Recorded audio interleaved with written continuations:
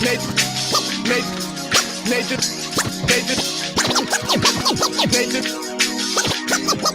NathanIvey.com. Mr. Ivey know the show must go on. As far as Cincinnati, man, I put on. Tunes made another flame beat for me to cook on. Raised dogs, close this, yeah, too strong. Team AI, chop it up at the chop shop. Top notch with the king flow, the hot shot. Cop squats in, listen to the real. Jumping like hopscotch, nobody harder than, oh, no, think not.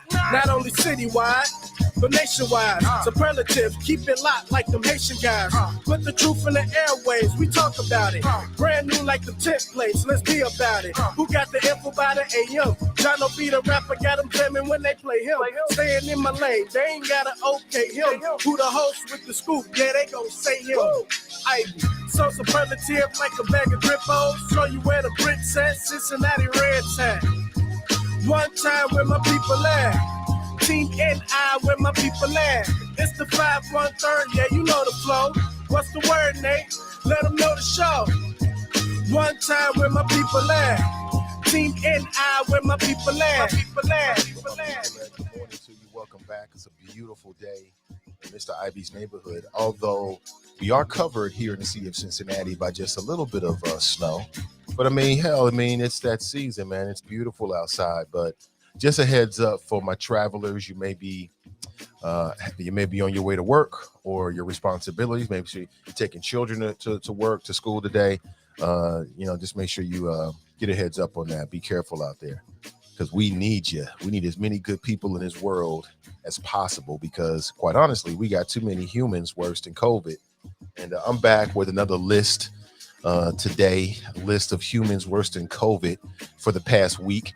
I'm going to mix in some current events, some things that have been happening, and, some superlative flows on people, politics, and pleasure. This is the Nathan Ivey Show.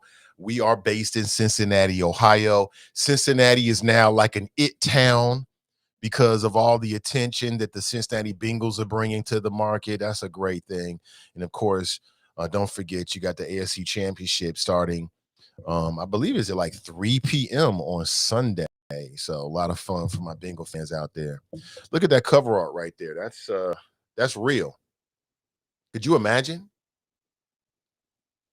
A man would rather die than take the vaccine for a kidney transplant.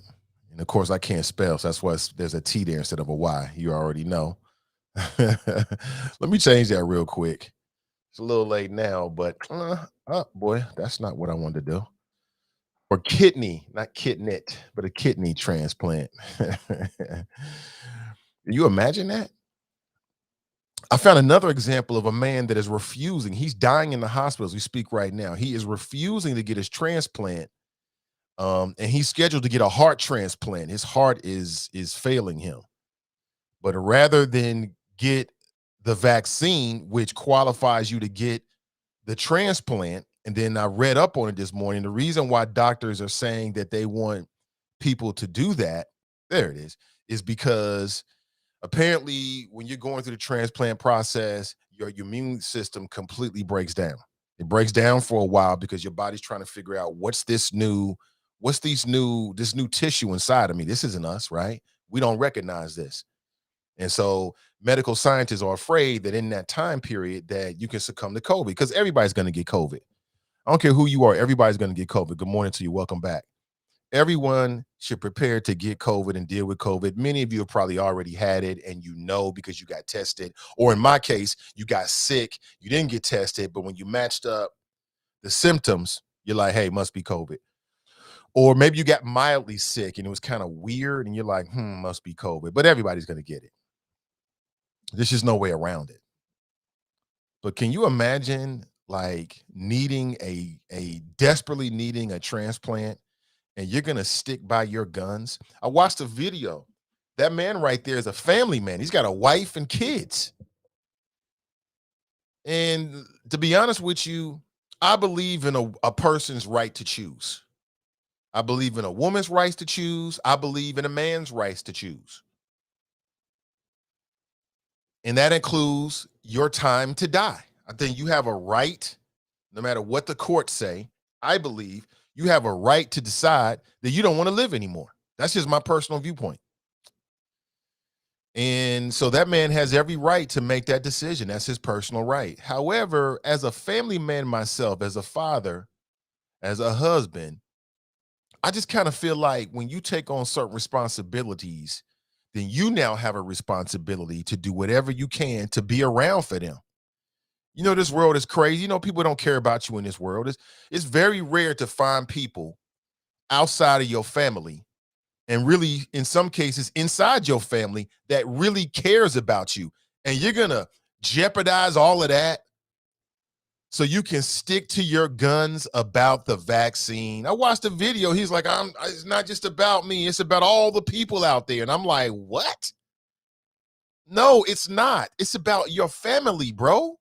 We have lost our minds. Men don't even know what their responsibilities are anymore.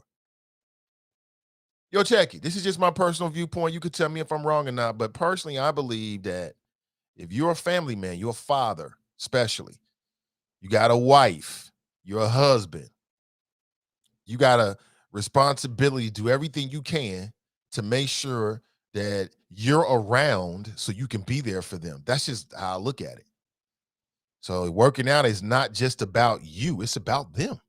And getting a transplant and getting a vaccine so you can be eligible for a transplant is not about you. It's about your family. I saw the video, cute dog. He has a cute little daughter. She gonna lose her father for what? So he can say, well, your father was a principled man. He didn't believe in the vaccine. We are 2 steps away from Armageddon. We are living in the last days of common sense, because that doesn't make a lot of sense to me. Let me get this straight. Clearly you want to be here because you put yourself on the donor list. The same doctors that you are going to trust to remove an organ, your kidney, and then take an organ from somebody else and put it into your body, and you're hoping they're going to do this successfully. You're hoping that they know what they're doing, right?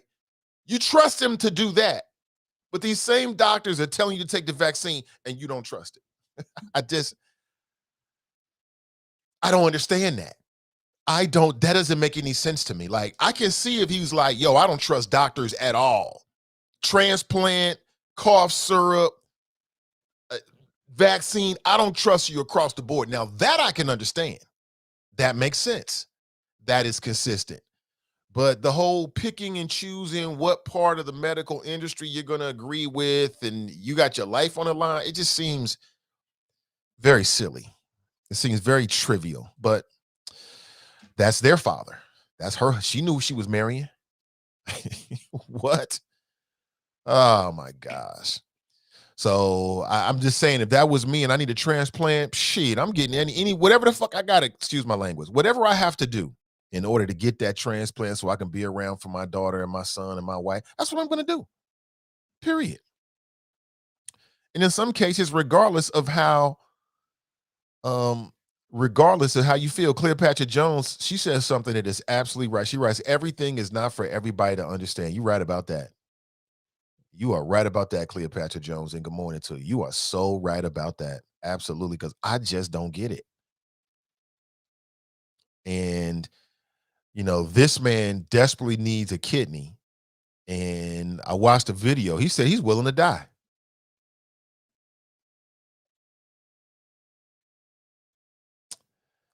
His name is Shangar Connors. He's 42 years old. He's a middle school teacher from Virginia. He's got stage 5 kidney disease. I don't think there's a stage 6.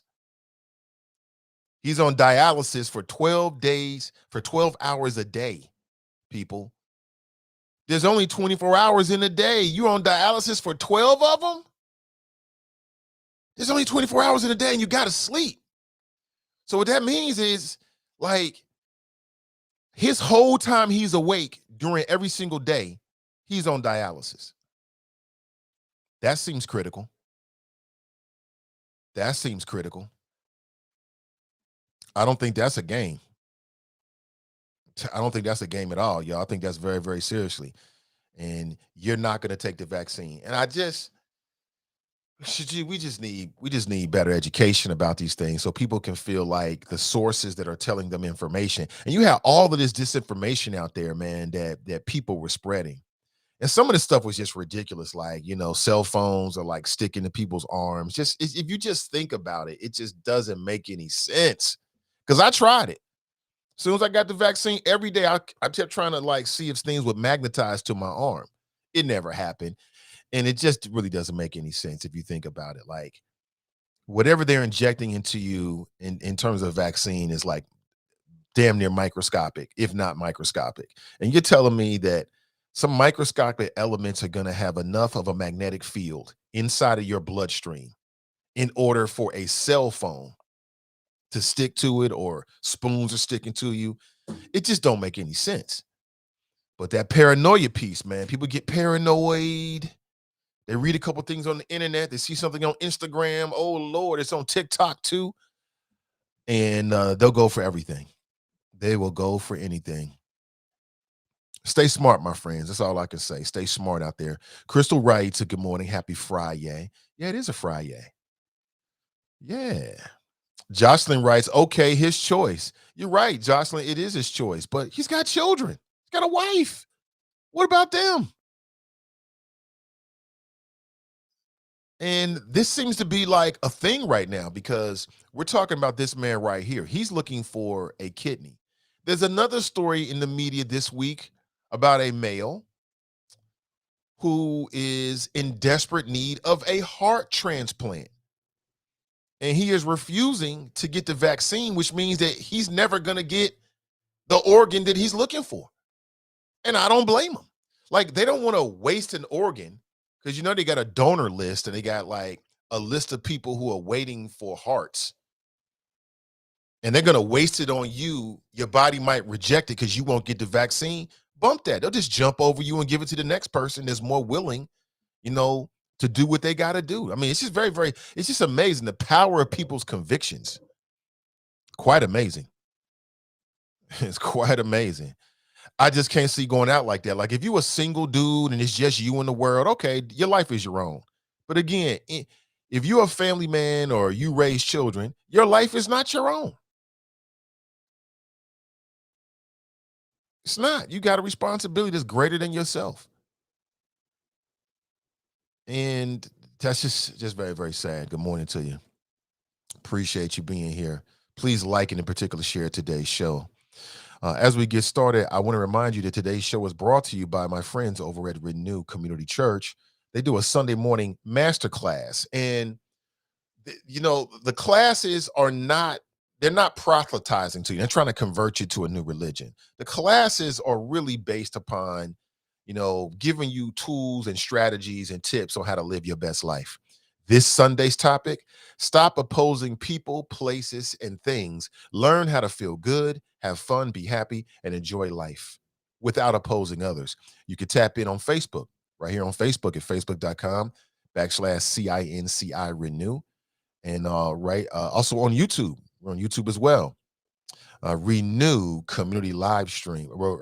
Renew Community Church Live Stream. Check them out. Good morning to you. Let me throw my number out into the ether and see what happens. 513-873-7134. Sometimes good things, sometimes not so good things happen when we do that. But this is a talk show like every other talk show. You can tap into the show via the chat. If you're more of an audiophile, like my man Sharp and Fox are, good morning to you, brothers. Sharp Rise, TGIF, Nate and Choppers. Fox Rise and Shine, Young Stars. You can always check us out right over there. Easily accessible this morning, or the TuneIn app, whatever your pleasure is. Some people like certain apps for whatever reason. You can get in where you fit in. It's up to you. Good morning to you. But damn, that is powerful. Is there anybody else in the audience that feels that strongly about the vaccine, that like if you're in a situation like that where you need a transplant to save your life, you're going to reject the process to get you the organ that might save your life? It just seems counterintuitive. Like, I would imagine that people who are afraid of the vaccine are afraid that at some point in the future is going to have some side effects, right? Like there's like a countdown, like some nanobiological technical countdown inside your own body. And then at a certain time, all kinds of devastating side effects are going to happen.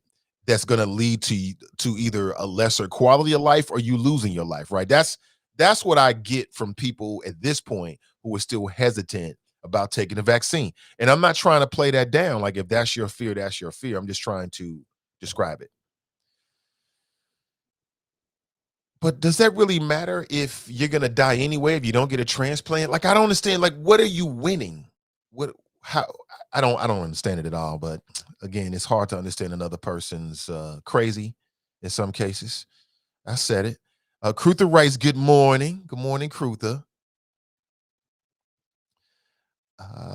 Sean writes, good morning, King Nate and the Mighty Choppers. Good morning, everybody. Dale writes, good morning, Nate and the Choppers. Good morning to you. David's in the house. Good morning to you. Nikki's in the house. Good morning to you as well. Good morning. Tiffany writes, good morning. Good to see you. Kidney, Nate. Yeah. Well, one man needs a kidney. There's another story where the man needs he needs a heart. And he's going to stick by his guns. TNT writes, it's his choice. Yes, it is, ultimately, but not his children's choice. Regina writes, good Friday morning, fam.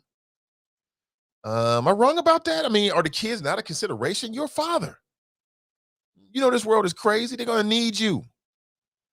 And you're going to take yourself out the game over your principles about the vaccine. I just don't get it. Kelly writes, good morning. Charles writes, good risings, Nate and the Choppers. Lisa writes, if that's the hill that he literally wants to die on, oh well. Brandy writes, greetings, happy Friday. Anthony writes, even without the pandemic, there are transplant rules you have to follow. They aren't going to waste a good organ on you. Absolutely not. Nikki writes, maybe he doesn't want to be there for them. Really? I saw an interview he did with Inside Edition. He was sitting next to his wife. And a wife, something's gonna show. Like most women, if you're a wife and you care about your husband in a situation like that, I'm reading her nonverbals. And at some point in the video, she just kind of rolled her eyes and looked at him like, I don't get it. Like, I hear you, but there's a higher purpose here. I don't get it. Cleopatra, I think I read that already. She writes, grand risings, everyone. Good to see you. Brandy writes, good morning. Tanika writes, good morning, Nate and Choppers. Would he take a kidney from someone that had been vaccinated? What an excellent question, DeAndre Wright. Absolutely. That's a great point. And I would say he'd have to, right? I would imagine that if you're going to be a donor, then you've got to be vaccinated as well. That's why I said that makes it even sillier.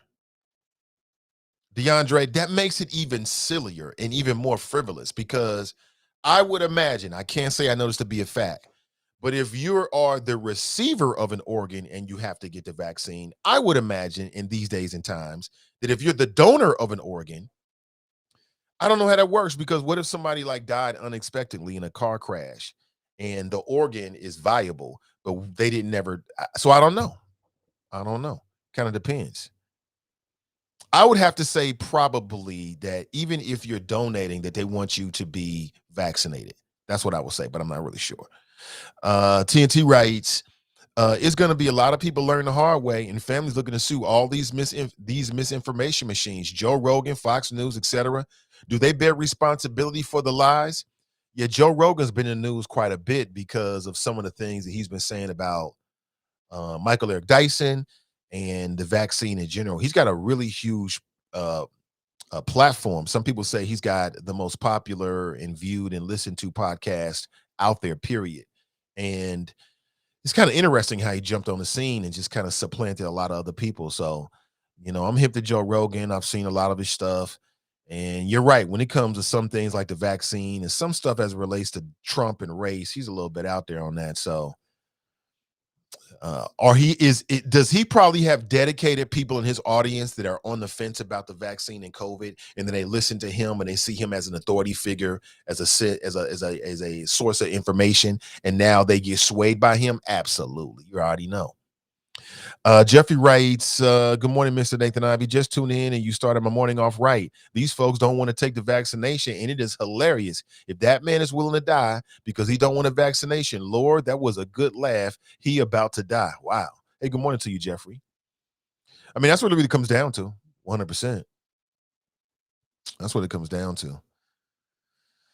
1,000%. Anthony writes, wonder if he dies without a kidney, will his wife blame the hospital? Does she think like him? From her facial expressions, because she didn't say much in the interview, at least what they televised, it was on Inside Edition. She didn't say a whole lot, but from her nonverbals, she ain't happy with it.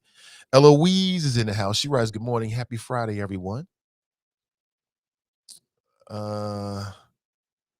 Let me see. Maurice writes, Gloria's resurrection. Did y'all hear about the 7-year-old brown skin girl who's disabled and was abused by her teacher, a Priscilla? I didn't hear about that. Nat writes, what a dumb decision. Jay Coop writes, good morning, Chop Shop. Good morning to you. I also have a request for the Federal Bureau of Investigations. And speaking of which, there was some information that came out this week about the FBI probe and their case against at least one city council member, right? And I'll give you the details on that this morning as well. So stay close. 513-873-7134. My dog is vaccinated. What? Gladys writes, good morning, Nate and the Choppers. Have a beautiful weekend. Oh, it's going to be a great weekend no matter what. And if the Bengals win, for a lot of people in Cincinnati, it's going to be even bigger weekend. I mean, can y'all believe that the Bengals are one game away from the Super Bowl? It seems surreal. But as I told you, the moral of the story is you can change your life in a year. That's what I take from the Bengals. You can change everything in a year. Akeem writes, morning, since we talking kidney transplants, prayers for Scarface Brad Jordan. Kush writes, good morning, Nate and the Mighty Choppers. You're talking like a man with ethics, morals, common sense, and for the love of life. I like to believe I'm all those things. I definitely got a love of life. Common sense, yeah, debatable. Morals, debatable. Ethics, debatable. You wrote ethnics, though, but ethics, debatable. I'm joking. Kind of. Maurice writes, some Navy SEALs won in Texas federal court that they don't have to take this vaccine. I don't hear anyone talking about that. Michael Harriet dragged Joe Rogan. Is that right?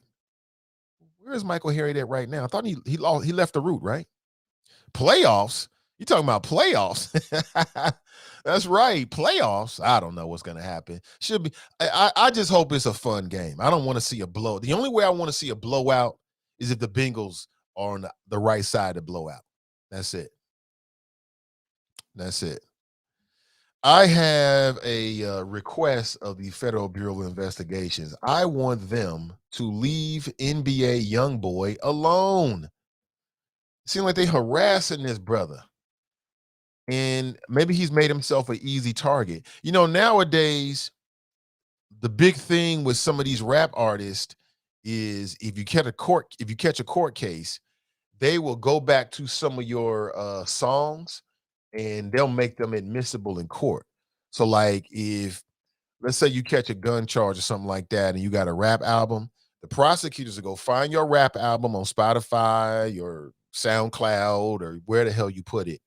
And if you got any lyrics that sort of like make the case that you're like criminal, then they'll play that for the jury and say like, look at his mentality. Is that fair? Is that what? He's with the griot? Okay. Is the griot or the griot? Griot. I thought he left. Maybe I'm thinking of somebody else. Maybe I'm thinking about somebody else. Victoria writes, alcohol, drug smoking will get you removed from the transplant list. Is this the same as the vaccine? Yeah, I can see that because it makes your organs less healthy. I get that. I understand that completely. I think anybody who goes through the process understands that. My issue is you talking about taking a vaccine that could protect you from getting seriously sick. It could protect you, right? That's what they say anyway. We have to take them for their word until we get something else. Playoffs? You talking about playoffs? That's right, playoffs. Look at Crystal. Crystal's happy. She's in the mood, TNT. She writes, "Who day, Nathan and the Choppers. I'm super excited. Are you?" That's great. That's great to hear. I see people getting like bingo everything. Yeah, that's fun. That's fun. You know what I'm saying? Enjoy it. Grio used to be with the Root. Oh, okay. He's with the Grio. Okay. Oh, so he left the Root and went to the Grio? Okay. Why'd he do that? What's up, Roots? What up, Roots? Roots Tafari. I'm telling you, man. That's your rap name. If that's your real name, that's a super dope name. He's right. Morning, Choppers. Good morning to your Roots. What up, Jason? He writes, "Morning, Nate. Good to see you, bro. As always." What? We getting home phone calls this morning? Let's get straight to it. Let's see who's on the line. Good morning. Welcome to the show. Hello. Good morning, Nathan. Hey, Alicia Reese. What's going on? How are you? Well, I gotta call and say who day. So you're right. You're right. It is a cool thing with the Bengals. But I wanted to can I give you two updates for Absolutely. You and your listeners? I think is critical. Number one, we'll start with the Bengals, which one of the things I had recommended. I got a call from a fan, and I thought it was a good idea, taxpayer. After the Bengals won, left us a message anonymously on our phone on Sunday. Got it on Monday. Said, "Hey, why not open up the stadium and we can watch, the fans can watch the game because the game is played in Kansas City because, they go by your season and Kansas City is higher, I guess, up than we are ranked. So we'll be in Kansas City. Why not open up the publicly funded stadium and we could give a canned good, maybe with the free throw food bank, and come on in." I thought, wow, that'd be great. We had seen similar things. I remember hearing about similar things in other major cities.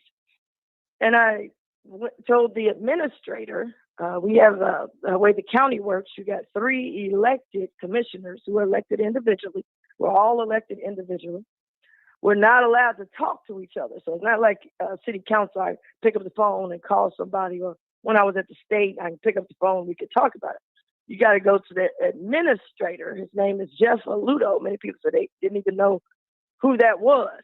But he is the administrator. So I took it to him, said, "Man, look into this, because I saw in our lease, our Bengal lease, I read it, and it has a thing called county days, and we had never used them. We got so many county days that we could use. And then we have a special event section that we could use. That's in the contract." So I said, "Go check this out." And we have a county, believe it or not, we have a position called the the director for the county. They're the director of stadium and parking operations. They make over $100,000. I said, and then we have a lawyer, consulting lawyer, that makes over $1 million a year, and already made about $20 million over the years. I said, well, if you can get that person and get those two people together, I'm sure we can work something out. And then you get with our sheriff, because we have a whole sheriff's department. We can pull something like this off and be big time, like the big time places do. And then when they cut to Kansas City, like they're showing all Kansas City, they would have to cut to our fans and show what we got here. Mm-hmm. So anyway, word got out. They said, "Oh man, everybody, we should do this."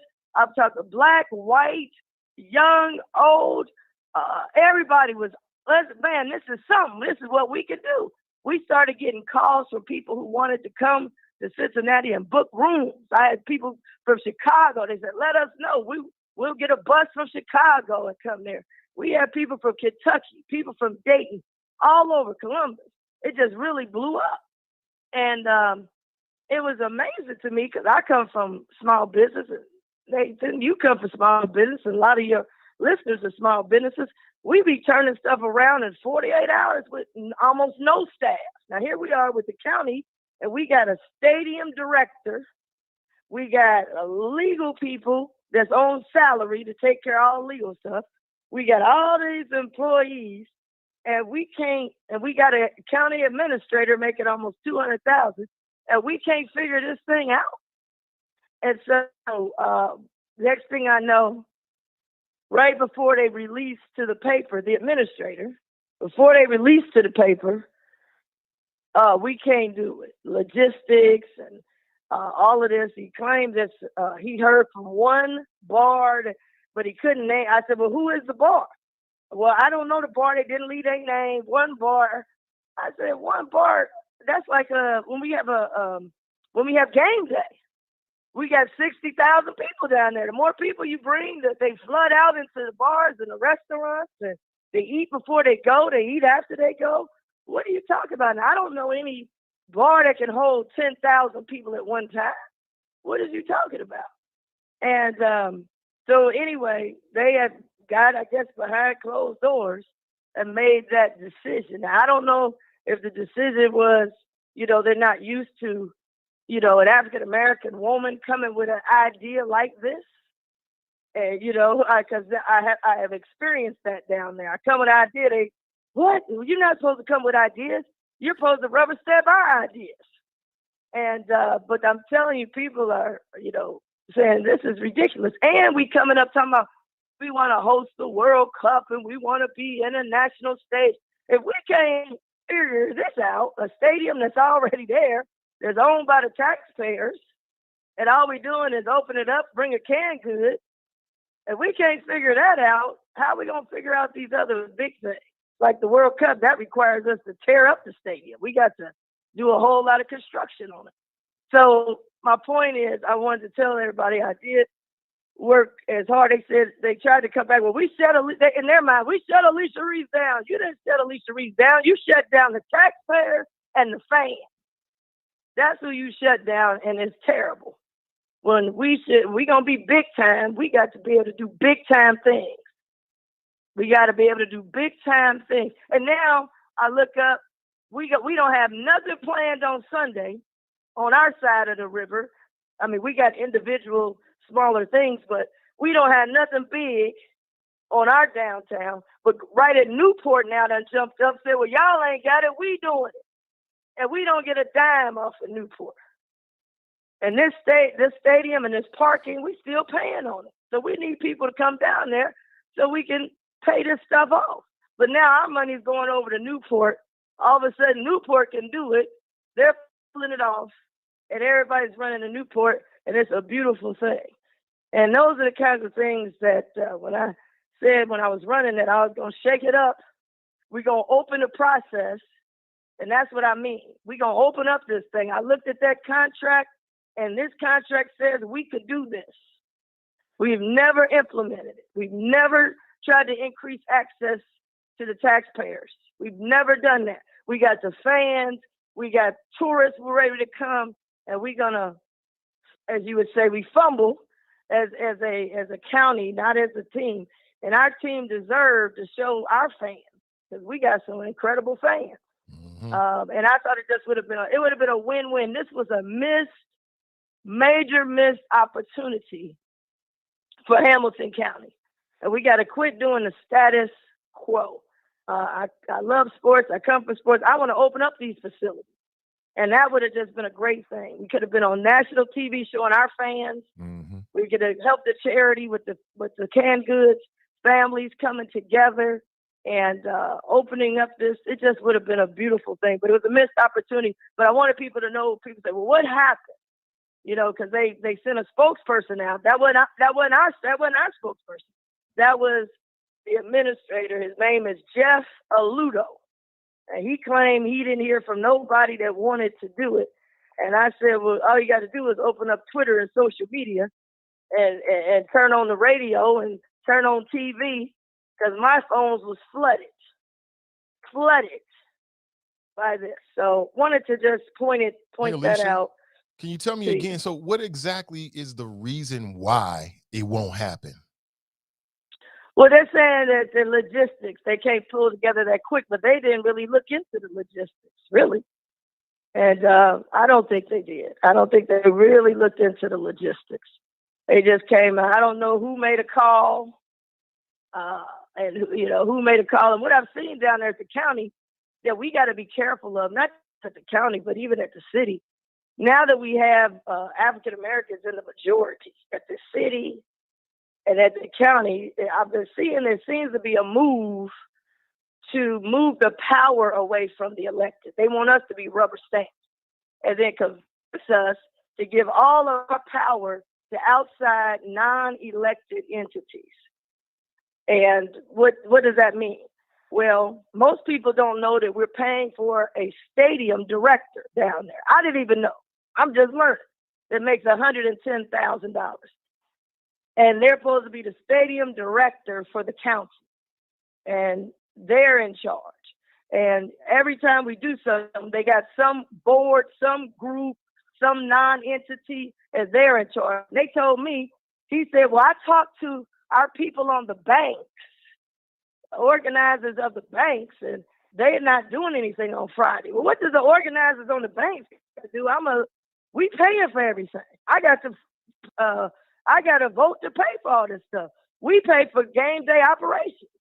Oh, did you know that? We reimburse the teams for game day operations. We own the garages. So they're not used to the elected official saying, hold on, I got an idea. I heard from the people. Can we try this? And it seems to be a little tight little group that wants to run everything, and all they want the elected officials to do is be rubber stamps on the taxpayer money. So that's and then they just invite us. They'll invite us, come to our stuff and read a proclamation. But we don't supposed to ask no questions. Who paying for all this? Who's in charge? How are we doing this? What's going on here? Oh, wait a minute. I heard an idea from the taxpayer. They want me to, what about trying this? Every time you do something for the people or it comes from the people, they always say we can't do it. We don't have enough time. But when you get a business call from the business community who don't put no money up for it, they get to jumping, and all of a sudden they say we got to hurry up and do it. And I'm down there trying to break it up. I'm trying to find out peel back this onion and be able to educate the public on what's going on down there. See, we don't really know what's going on down in the county because we ain't never been down there. So I'm trying to peel back the onion and let y'all know what is happening. Because once the people show up, then they got to go a different direction. But I see a pattern. Every time something comes from the people or going to help the people, oh, we got a process, we got rules, we got logistics, we can't pull it off quick enough. We got all this staff. You ain't talked to all the staff. It's just two people making a decision. And then they go behind closed doors because we can't talk to each other. And they'll go running. You know how it is when people used to gossip. They'll run over to this commissioner, tell them, well, this we can't do it. And then that commissioner jumps out, well, we can't do it. But you come to me, you got to show me in writing. I got to see the contract. And when he came to me, no, I got the contract. I done read the Bengals contract, the lease. And in there, I said, what about these county days we ain't never used, but we could use? What about these special event days we supposed to be doing? Where's those days? Why can't we use that? And then they hid behind, well, we got our communications spokesperson. They ain't my spokesperson. So I wanted y'all to know behind the scenes what really happened. But this did come from, like I said, a fan, and it wasn't a black fan. See, they missing out on that. They just assume, oh, you're black and only a black person.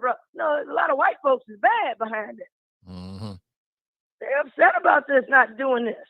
And now we done took the money over to Newport. We don't get a dime. We make our money off of sales tax. We make our money off the parking. We make our money off of hotel tax over here. That's how we make our money. Now, you done gave our money across the river, and then this is the same person. This administrator is the same person that recommended only giving the taxpayers 10% rebate on property taxes when the voters had voted for 30%. And I challenged him then. He said we couldn't do it. He showed all kind of emails. Can't be done. Won't do it. No way. We've never done it before. And I just kept pressing. Show me in writing. Show me the numbers. Show me the budget. Because we vote on it every single year. So you can't give me no 10-year projection. You got to give me a 1-year projection. What does the 1 year say? When we saw it, he had to show. We brought in more money than 8% more than we had ever thought we were going to bring in for sales tax. Sales tax is up. We looked up. Our rainy day fund is up. Supposed to be 16%. We had 19%. I said, give the people a break. And we were able to get that passed. But yeah, they always say they can't do nothing because they want to do the status quo. They want the same people keep making the money. The same people get contracts. The same people in charge. The same people with the ideas and lock out the people. I mean, down on the banks, I found this out when I was, we're doing the Black Music Walk of Fame. We found this out. They people down there with lifetime contracts. And they didn't see nothing wrong with it. I said, how in the world does this construction company here have a lifetime contract on the bank? How does this architect company have a lifetime contract on anything on the bank? They didn't see nothing wrong with it. But if you don't peel back that onion, you'll never know. They want me to just come there, look nice, and rubber stamp it. We didn't come there to do that. We came to shake it up, open the process, and be transparent. So that's what's going on with this issue. And I wanted y'all to know what really happened with this. It's a great idea. It could have been done with all the staff that we got. And we would have been ready to rock and roll instead of giving all the money over to Newport, Kentucky. That's where the money's going, Newport, Kentucky. Because they said, well, you don't do it, we'll do it. And you know what? I agree with you 1,000%. See, I think it's we're not used to winning. We're not used to doing things big. Everything you said is right, because just imagine AFC Championship, they cut the Cincinnati Paul Brown Stadium, 30,000 people rocking out. That would have been a great look. People would have made money on our side. And, I read that article. I'm just looking at it right now, and you're right. They're citing logistics, but I think they should be made to explain exactly what are those logistics and explain to us and prove to us why it couldn't have been done in a timely fashion. That's one. And then number two, okay, you couldn't do it in a week. Well, let's say the Bengals win the Super Bowl. That's 2 weeks away. What needs to be put in place now to get ready to do it for the Super Bowl? That's what I told them. I told them, get moving now. But it's interesting because they tried to put their PR machine. It's almost like I'm a county commissioner, right? Elected by the people. Y'all elected me. I got over 212,000 votes, so I didn't just skip in. And when I get down there, it's almost like the administration, nothing changed. So when we get elected, only thing changed is our nameplates if we don't go down there and really fight for change. And so when I go down there, I ain't just taking on, my office. I've never had this before. And I told the administrator this. I've never had where I got something passed and y'all at the administration still decide that you can do it when you get ready, how you want to do it. And you only going to do it when you get ready to do it. And when you're taking on the system, I had to learn to get, it's tough because I'm taking on a system that has never, ever had African Americans to 2018, and a system, not just African American, because it ain't just the aesthetic. It's about, this type of the experience that I bring to the table. So they've never had to be questioned like that. We either, never had to initiate ideas like this, big like this. And I told them to get ready, but I gotta, we'll see, because they'll sneak around and we don't get to talk to each other, and they roll out there. It's like the county rolls out a media machine against the county commissioner who's been elected by the people, and you're supposed to be reporting to the county commissioners. So just understand that. And I told them, I don't want no more excuses. Start looking at this thing now. And so we'll see what happens if they do that. But I wanted people to know inside, behind the scenes, and we got to, I need the people start to call these folks on the carpet and start calling them. And I had somebody call me, said that they were going to start some kind of petition drive. And all. The people need to start challenging these. These are people who've been appointed, ain't not been elected. This administrator is nobody elected him. He's appointed. And he don't ever have to face y'all. We got to make it where he got to face y'all and tell what it is. Don't go running, sending, I'm not going to go out there. You the one said it can't be done. You got to face the people. And what brings me to my next point of what I talked about, we got to watch. Now, many people, y'all went out and voted, and we really appreciate you. And we brought in majority. We got a majority down in City Hall, which is great. African Americans, and we have a Asian American as our mayor. One particular, party, that's great. At the county, we got 3 women, same place, 2 of us African Americans. And what I've been seeing, because I've been in this for over 20 years, elected official. And what I'm watching is that once we get elected, the people elect us, what the move becomes from the establishment is, let's now start moving their power away from them, because the people control them, right? Y'all can come and, y'all can vote us out if you don't like us, right? Let's move away from them and move it to this other entities that are non-elected. Now, who do I mean? Let's move it to 3CDC. If you don't like something 3CDC does, what can you do as a public person? Nothing. Let's move the power to the Port Authority. People getting mad about the Port Authority. What can you do about it? Nothing. And then you take the power away from us and you say, well, y'all vote one time and give it to us. And we don't see you again until we come back and need some money for the project. So now we've given our power away. We've given our power away. You ain't got to come to us. So now we got this convention district that they're talking about. What is the convention district? Well, we already got a convention center, right? Well, that area around there, where the Millennium Hotel used to be, the parking that's across the street, the convention, we call Convention Mall that's across the street. That is the district they're talking about. So they come in and say, we got to hurry up. I want y'all to catch this. We got to hurry up because the World Cup says we must have a hotel. Now, the World Cup never said we had to have a convention hotel, just said we had to have enough rooms by the 2026 or 2025, right? Now, get this. We got to hurry up for this, but we can't hurry up and figure out logistics to open a stadium that already exists. We can't hurry up for that. Oh, we need more time. We don't have enough logistics. We've called our people and they can't do it.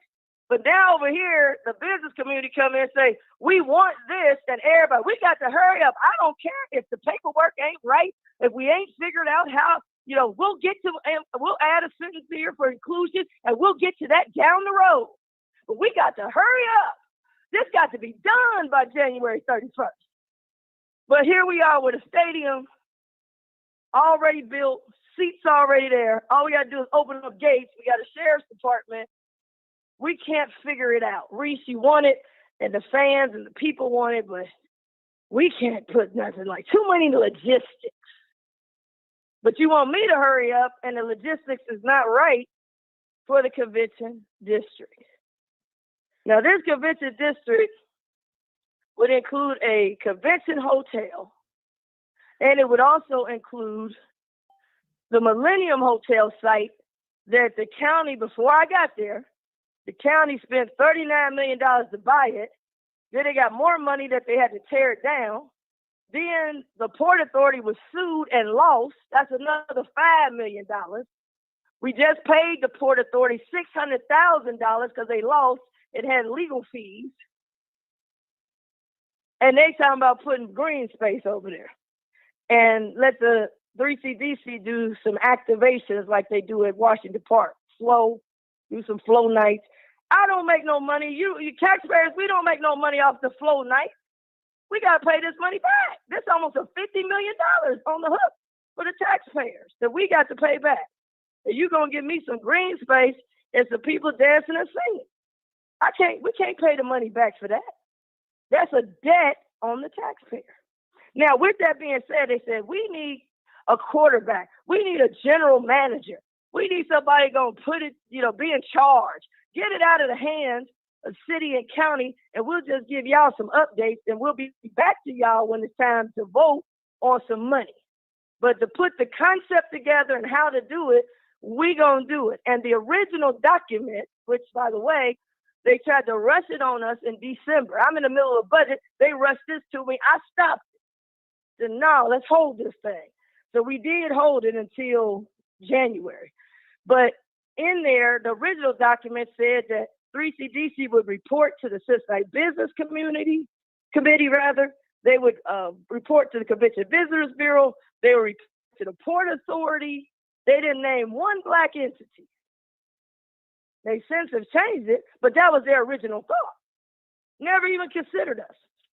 And the Black community brought more conventions than anybody. NAACP, National Baptist, I pitched a lot of them. National Baptist, NAACP, the Shriners, the Masons. We brought the sorority, the fraternity. We bring in all the business, and we were never even thought. So that made me a little skeptical. So then they had this thing called resolution, and they gave it to the city, they gave it to the county. And my experience, I don't blame anybody because they don't have my experience. But my experience, I've been the deputy director of tourism for the whole state of Ohio. I'm the only one that probably still around as elected official in office that actually did the last expansion of convention center. I also, during the riots and the boycotts, brought all these conventions to town. So I'm in this thing. This is my area. Nobody wanted to check and say, Reese, you've been in that area. Tell us about it. I actually helped create the Convention Facility Authority, which is the entity that would have to pay for all this. So with all that being said, they brought 3CDC. I said, they said, you can appreciate this. I said, why don't we do a national search? Instead of 3CDC, do a national search. See what's out there. Do some other cities that's done it. Bring some national people in. I don't know, maybe do what we did in Atlanta, what Atlanta did with the airport. Let's do something different so that we can have some Black ownership. Not concrete, not the paint, but some ownership. And what got me was here we are in the majority African-American Council, majority African-American Convention, County Commission. And here we are. We up here talking about we got to fight to put the word in. We have to add inclusion. Why are we adding? We should be at the top. Why are we adding inclusion? Inclusion is at the bottom. And furthermore, inclusion will be there. And furthermore, some goals. And why are we including? And we got the power. We got the votes. We were sitting here by the people. But once you give it away to 3CDC or somebody, we ain't the majority of 3CDC board. We ain't the majority of the Port Authority board. And we done gave you the keys. Here you go. Just send me the bill. That is what I had an issue with.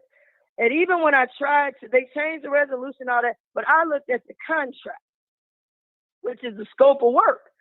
And they never changed the scope of work. Inclusion is not in the scope of work currently. And I don't want the word inclusion no more. I want partnership. Inclusion is, we trying to fit you in. Nathan, if we can fit you in the thing, we'll try to include you. No, we want to be a partner. We want to have ownership.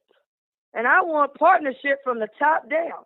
Partnership of who's making a decision of what happens around there. Partnership on who when you do your real estate deal, I want a majority minority partnership. When you do the parking, I want a majority minority partnership. When you come in and put the carpet down, majority minority partnership. We want a partnership on every single aspect of everything. Not just lay the concrete and the paint, and then you get out the way, and these buildings are up for 50 years. I don't want that. And so the other thing I saw was I found an article that I guess the African American Chamber had asked about the hotel, I think in 2019. and said, hey, we want a 360 deal. We want ownership, every part of the hotel, which I thought was great. And they had a thing said that a statement was sent. This is what the Business Courier said. In a statement sent to the Business Courier, Port Authority CEO Laura Bruner said that there will be no equity in the ownership because the Port Authority will own the hotel. So now we just passed this thing, and where they want to put the hotel is on the property that is the parking, the flat service parking. And guess who owns it? The Port Authority. I got a problem with that. So my thing was, there's too many loose ends. Let's tighten these loose ends up and get it done right. I ain't trying to get it done fast. I'm trying to get it done correctly.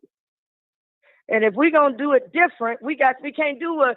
20 years ago, I was at City Hall, over 20 years ago, and we was using the word, we want to have inclusion. We want to have some goals. We used that 20-some years ago.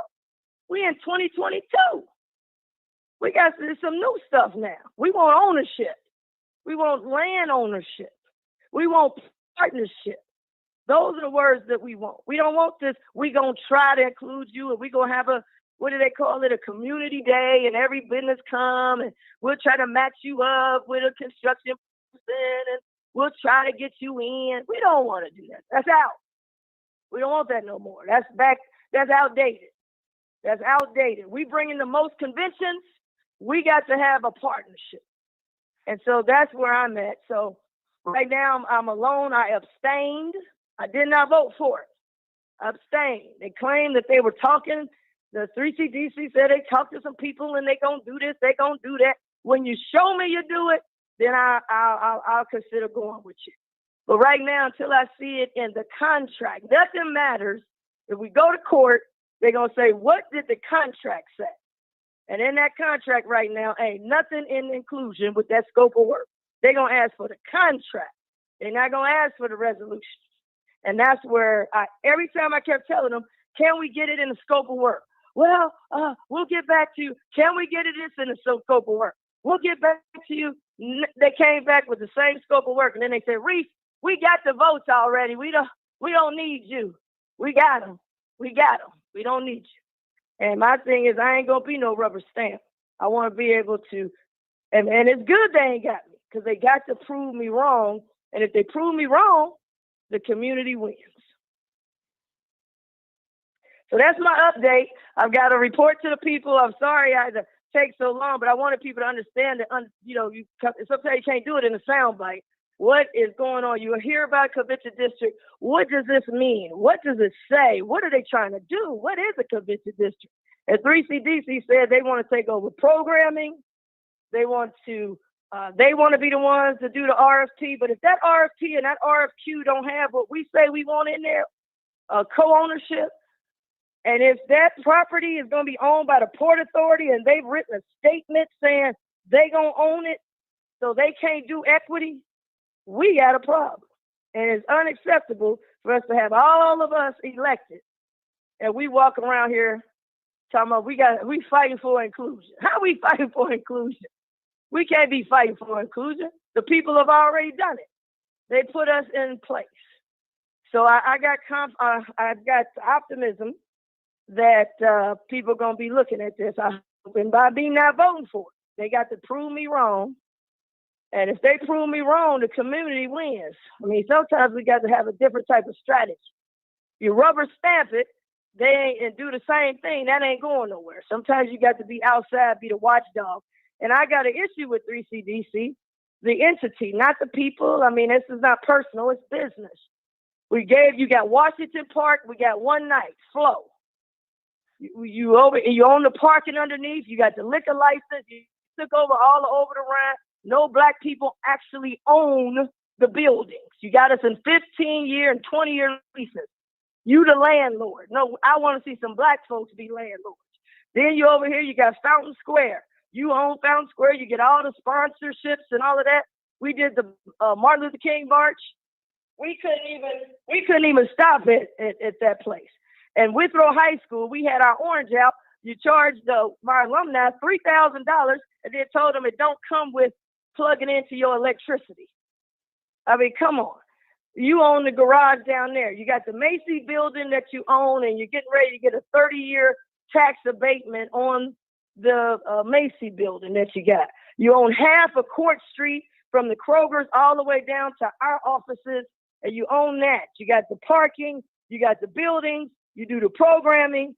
Now, this is not what 3CDC was designed to do. It was supposed to come in, it was supposed to help over the Rhine, it was supposed to bring in inclusion, what they told me. They gave me a lot of promises, and those promises weren't kept. That's why they don't want to see me. Those promises were not kept. So this time I said, I don't want no bourbon. I got to see it in the contract. And the contract is the only thing that matters. If it ain't in the contract, it ain't real. So I just wanted you to know what we were doing. People have called from your show for the report to the people. We got some new stock of the report to the people in. You can call our office. We'll get it out to you, 946-4401, and we can get it to you electronically. I know some of the barbershops and beauty shops have asked for them, and we'll drop them off. So, Nathan, thank you for the time. I just think this is so important so that you can't stand up and you can't fight if you don't know this stuff is going on. Thank you for your time, Alicia. I really appreciate it. It's been very interesting. You gave us a lot to think about. Well, I appreciate it, Nathan. I know you've always been on ownership. So I said, let them know, because most of the time we don't find out till they start building, and then we get mad. So I'm like, where's the inclusion? I want y'all to know Alicia Reese did not go for this. And we need to wake up early instead of waking up late. Mm-hmm. Thank you for the call, All Alicia. right, have a great weekend. You too. Most def. Fascinating. I appreciate her calling to the show and giving us an update in a way that only she can. And all those questions about 3CDC and what's happening are legitimate, 100%. And, there needs to be a deeper dive into what the real impact has been. Who's really benefiting, that kind of thing with 3CDC. I think all of that is fair. We might do a deep dive and realize, okay, they're doing what we expect, or we might be surprised. Going back to what they said about having like the AFC Championship party at Paul Brown Stadium, she is absolutely right about that. This was a big loss for the city. This is a major, major lost opportunity for the city of Cincinnati and Hamilton County. Lost opportunity. And for the life of me, I don't understand why this plan wasn't already put in works. You telling me that the county and the Bengals or whoever don't have a contingency plan for if we do start winning? Come on now. What's the use of having all them damn offices and meetings and people getting together? What are you talking about? Just imagine that. While you watching the game, they cut to Paul Brown Stadium, 60,000 people in there getting loud. That would have been huge. That would even pump up the team. Y'all say y'all want the Bengals to win. You want to help the team. This is how you help the team. I know if I'm on the Bengals and I'm out there about to start the game and I realize 60,000 going to be at Paul Brown Stadium, I'm going to be pumped. I'm ready to go out here and win, which I'm going to want to do anyway. But still, you know what I'm talking about? It's all about emotion. That would have been great. The cut scenes on, I think it's going to be on CBS. They're at Arrowhead. Boom, they do a cut scene. Now they're in Cincinnati. That would have been dope. And I just don't understand logistics. We talking about logistics? Think about all the money. Parking, concessions, people hanging out. Maybe what it is that the local bars want people to go to their establishment, which people are going to go anywhere. I think it's enough people to fill up the stadium and people go to local bars because everybody don't want to go to it. But that would have been super dope. That's what big time cities do. Because I know everybody thinks that Joe Burrow is the second coming of Tom Brady and like they got a bright future, but man, the NFL stands for not for long. There's no guarantee they're going to make it back to the AFC Championship game ever again. There's no guarantee. I don't care how good the team is. My watch is telling me I need to get up and move around. Yeah, I don't care how good the team is. There is no guarantee that they're ever going to win another playoff game. This could be the last shot they have for your lifetime. and they're not going to have a big old party, a big old thing. Now, I had no plans on going because of COVID in the cold. That's if it was warmer and we didn't have COVID, I'd think about it. But those two things, I wasn't going to be there. But I thought it would be dope for the city. So whoever this administrator is should have to explain to us, and it needs to make sense what those logistics are. Like, why wouldn't this work?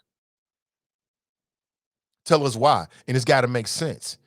They shouldn't be allowed to get away with just saying logistics or using big words now. We know what the fuck that means.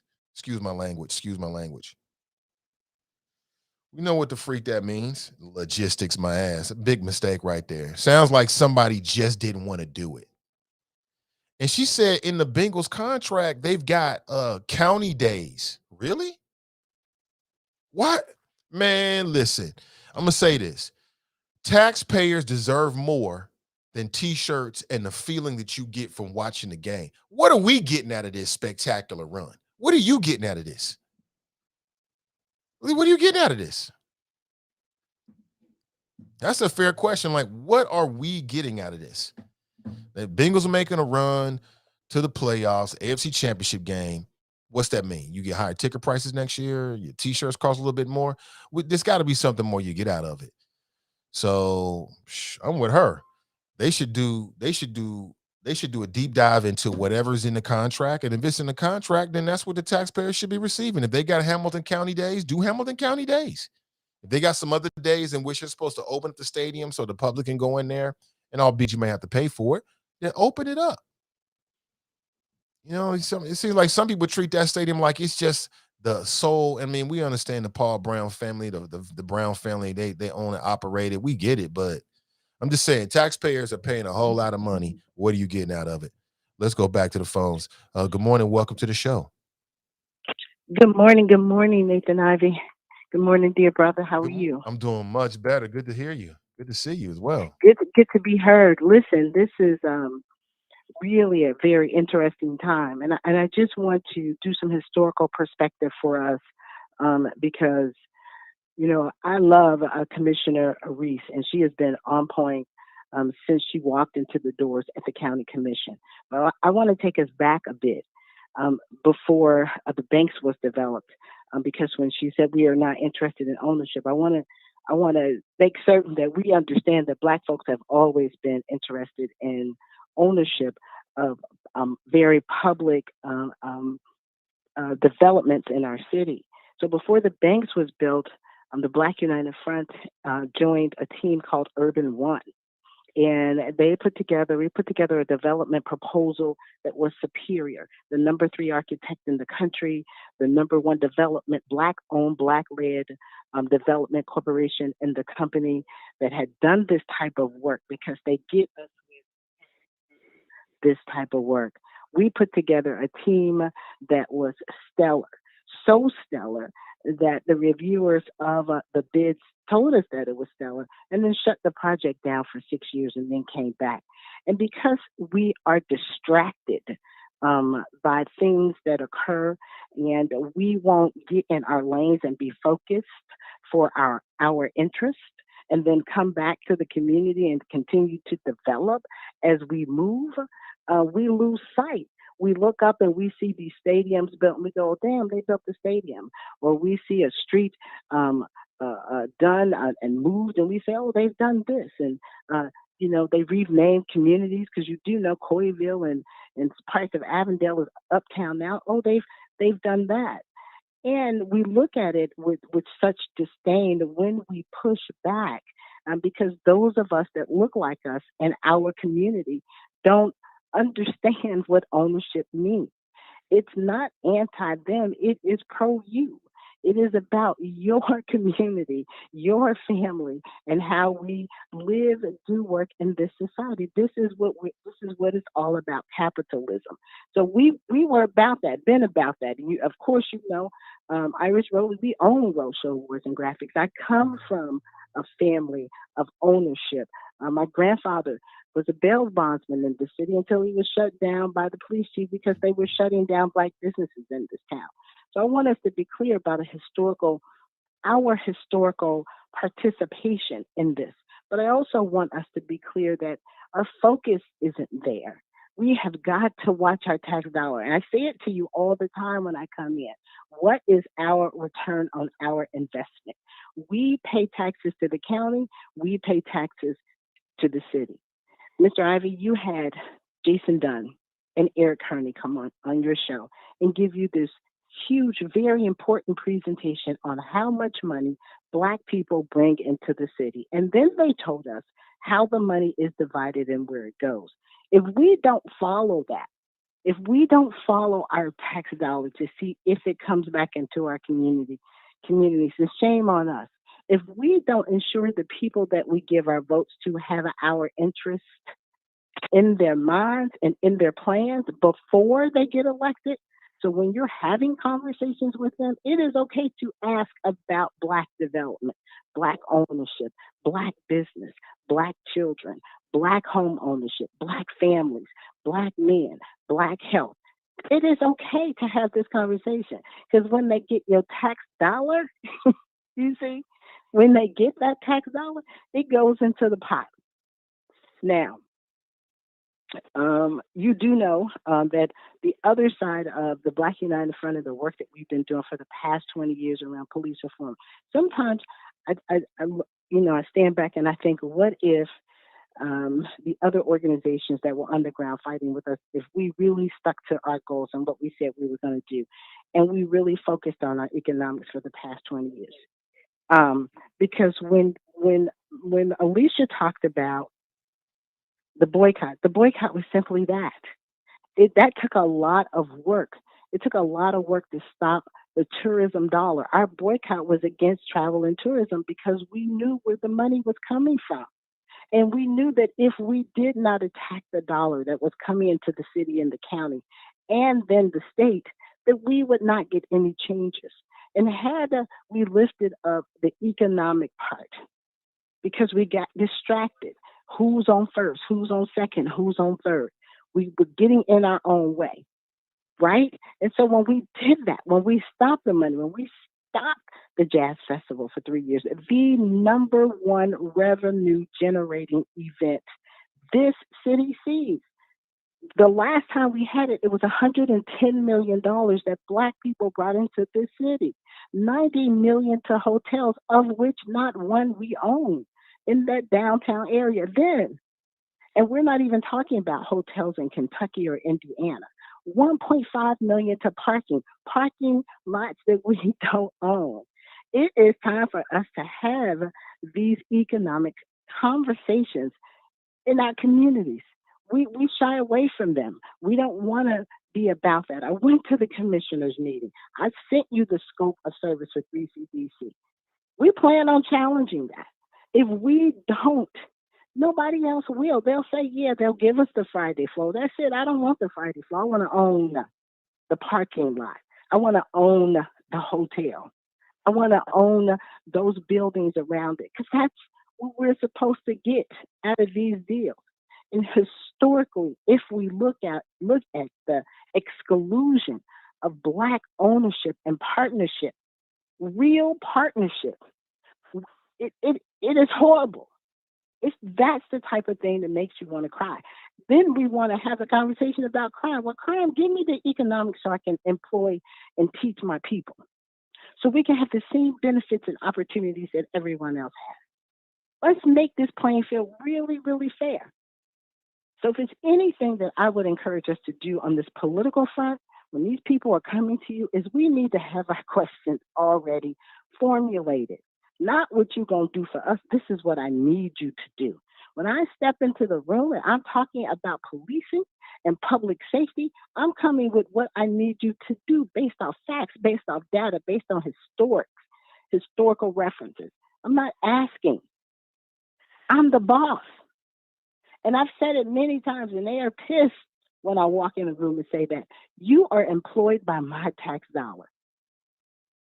So sometimes we get it twisted. But I just wanted to let you all know some things that Black folk have been fighting. And it's damn hard when you're out here and you got to fight against them, and then you got to come back in the house and you got to fight your own people for equity and those tangibles that you talk about. because I want to be able to own a hotel. So when Medium Buddha comes home from college, from her career in journalism, she got a place to work. She doesn't have to worry about where she's going to work for the summer. She don't have to worry about that. There's a place. But we're struggling to figure that out. We're struggling to understand how we can help one another. Let me digress for a second. Earlier this week, you had Captain Pettis on. She talked about some of the things that had come out of the youth violence that we had seen, the uptick in shootings. And I wanted to put out there that the city manager's office, along with the MAG, working with the MAG, what we realized in talking with a lot of community service providers, that it isn't enough.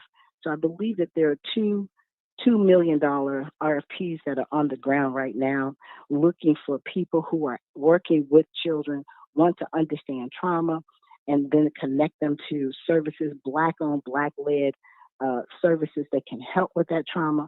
If anyone wants these RFPs, please reach out to me. I'll make sure that you get them. It's a quick turnaround. I think the submission date is by the 11th. So we're not looking at just police response.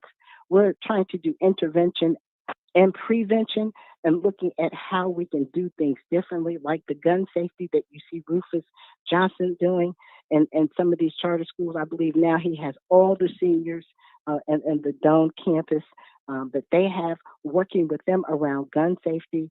And so people, please don't say we're not, let's not talk about kids having guns. They do. They're shooting. They have them. It's already there.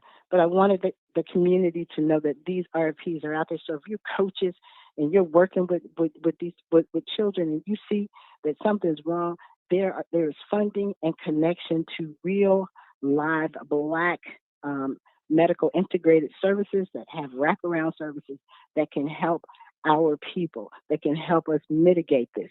This is how we can be part of the intervention and prevention, and not when something happens and we have to call the police. So let's look at how we can prevent and how we can intervene. It was something else I wanted to raise up to you, dear brother, but Alicia's got me stirred this morning. She's got me vexed, and I'm just ready to go, y'all. So listen, folks, and while you're talking about the stocks, if we got money to put there, we got a little bit more money we can put into a pot that we can begin to own land, and we can begin to build what we need in order to live and thrive in this society. So I thank y'all, and I hope y'all get to listen to my keynote speech on MLK Day. The theme was, you cannot leave a footprint if you're always walking on a tiptoe. It's not my quote. That came from a Liberian activist, and it is a powerful, powerful message that we need to hear. We have got to stop tiptoeing. We have got to. Our children are looking at us and they're watching us. And if we are not the ones that can convene and clear the land for them to be able to succeed and live and thrive, a shame on us. Y'all have a beautiful Friday. Thank you, Nathan Ivey. Thank you for allowing me to get all that out. Don't forget, I sent you the scope of work for 3CDC in your email if you want to take a look at it. I will. Thank you for the call. I appreciate you. Thank you so much, dear brother. Yeah, back to back phone calls. I take it. I'm here for it. That's what we all about. Interesting. Man, a lot to process. Let me just let it all sink in just a little bit. Give me a second. A lot of process. Yeah, a lot to process and break down. But what's your take on the other things that you heard this morning? What do you think about the two phone calls that we just took from Alicia and Iris Rowley? Man, it's just so much information. You got to sit with it and just kind of make sure you put it in the right file so you don't forget it. Interesting. She said we need to stop tiptoeing. I agree with that. Say it with your chest. That's always been my approach. A little bit something different. Interesting. Yeah. I'm going to circle back around and listen to both those phone calls again. Interesting stuff there. If you want to share your thoughts, she said partnership over and over again. Yeah, she did. Ownership, partnership. She said no more inclusion. That's old school. Partnership. I think I like that better too. She's right. Including it is, we're going to give you a little piece. Partnership, that could be a lot different. I like that different. I like that better as well. And she's so right about that. You know, she's saying some things that you don't hear a lot of people saying in terms of there's a real push for Black owned businesses in the city of Cincinnati. No doubt about that. But then what happens is if you need an office space, you end up entering a lease agreement for multiple years. And so you don't even own the space. And the next level of that is Black owned businesses that are the landlords that are in buildings that they are either working to own or they own outright. I agree with that 100%. Good morning and welcome to the show. Good morning. I just wanted to comment on all the situations with Alicia Reese said about 3CDC. Yeah. Over the summer, they had a program with the regional chamber that I tried to apply for. But the issue is they wanted minority women and LGBT new businesses that not to be open, and they were giving out grant money to open.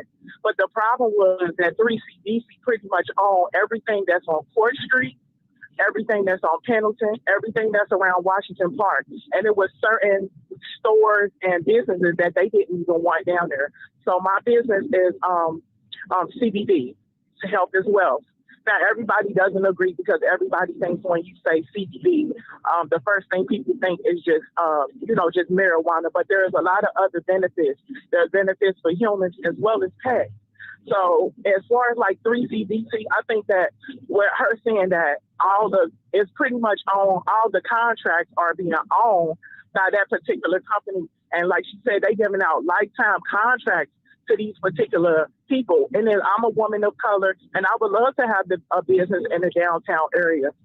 But that's the issue, as well as when you do want to rent from them, you give them a business plan and everything. And the rents are so insurmountable that a lot of people wouldn't even be able to afford to even own a business. But even with the grant money was up anywhere between $5,000 and $10,000.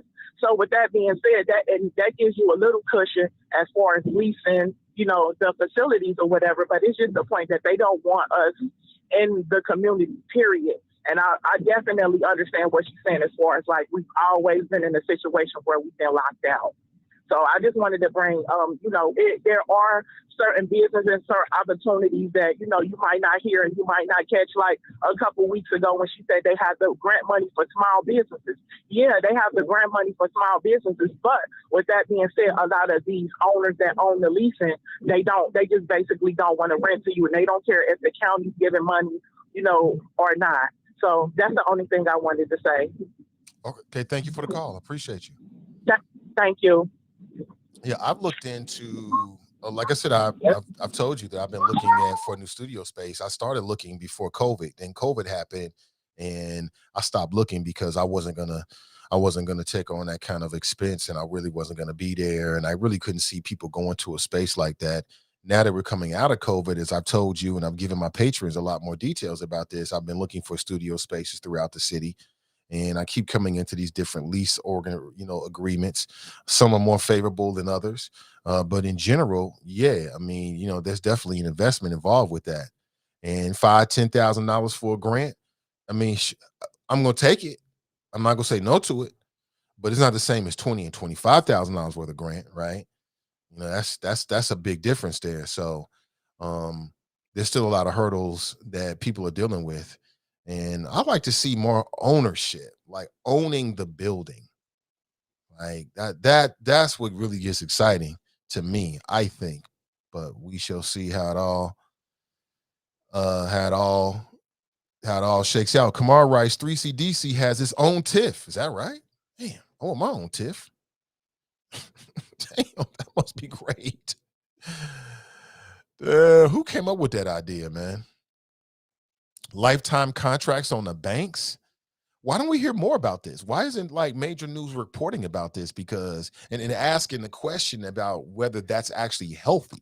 Like, is that healthy for one construction company or architect firm to have a lifetime contract with the banks? Is that healthy? It's great for them. You know what I'm saying? Anybody else out here got any business owners got a lifetime contract with the county or the city? That is amazing. John writes, the city has definitely suffered under 3CDC. Has it though, John? I mean, if we're going to be real about this, we got to look at it from all sides. I mean, has it really? Again, I've never seen the deep dive into it. I've never seen a deep dive into it. So I don't know.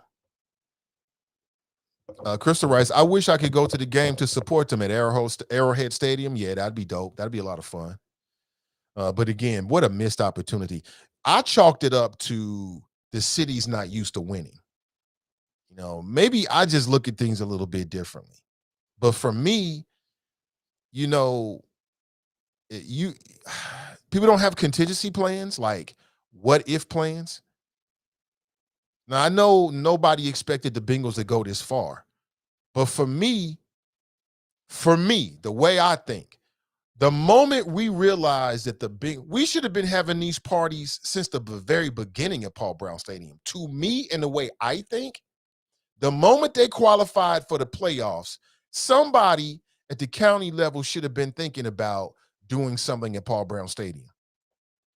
It's been a missed opportunity for weeks and weeks. They won 2 playoff games on the road.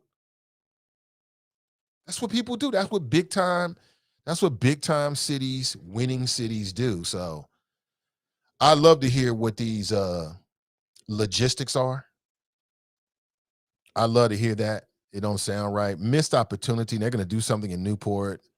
The other thing she said is now that you got a lot of, she said black people as elected officials. Now there is a move to try to take the power away from elected officials, and they just want you to rubber stamp. She said that 3 times. Now, what does that mean exactly? We got to keep our eyes on that. Keep our eyes on that. They want you to come out, do a proclamation, talk a little bit, then leave and rubber stamp everything. Really who? Really who? I'll say it again. Cincinnati has great potential. This city could be something different in 10, 15, 20 years if people are serious about it and they're intentional about it. And she said she said something I've been observing for years as well. The same old people keep getting rich in Cincinnati. It's the same old people over and over again, which on some levels it makes sense because they got the money to make the investments. But come on, man. Interesting. John writes, good morning. Welcome to the Alicia Reese Show. No, it's the Nathan Ivey Show, but she took over for a bit. She's an elected official. I mean, anybody that's doing something in the community and they got something to share that we can get something out of, I take a back seat, sit back and listen so we can soak up what's going on. That's the only way you're going to hear what's going on if you're quiet. And sometimes as a good host, you got to know when to be quiet and just listen. And I know these things. Interesting. Yeah, she was on the flow this morning. Absolutely. Oh, scope of the work. Let me see this. I want to see this. These terms are new to me. I'm learning as we go along here. Okay, thank you so much, Iris. I see it here. The scope of the work. 3CDC. Interesting. I have to look at this later. Thank you. I appreciate it. Oh man, I just got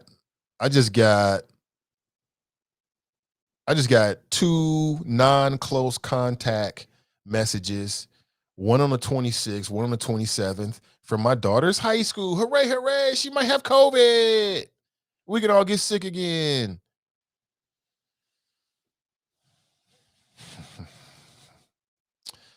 I'm reading here that the city of Cincinnati is going to raise the Cincinnati Bengals flag.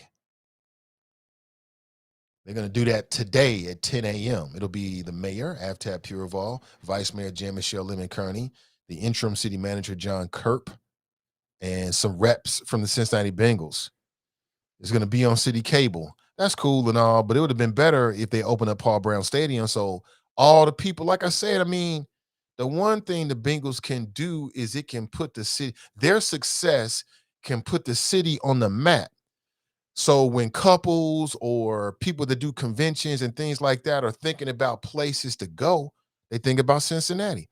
That benefits your Uber drivers, your Lyft drivers, your Door Dashers, the gig economy, your local bars, your local breweries, your local restaurants, and all your local arts. People come in town, they're like, oh, snap. They got a little showdown here. I want to check this out. Boom, everybody's making money. Everybody's smiling. Everybody's happy. But part of that is the county needs to do what they need to do. Again, like I said, that is a huge, huge, huge, huge missed opportunity. They should have opened up Paul Brown Stadium for the previous 2 playoff games.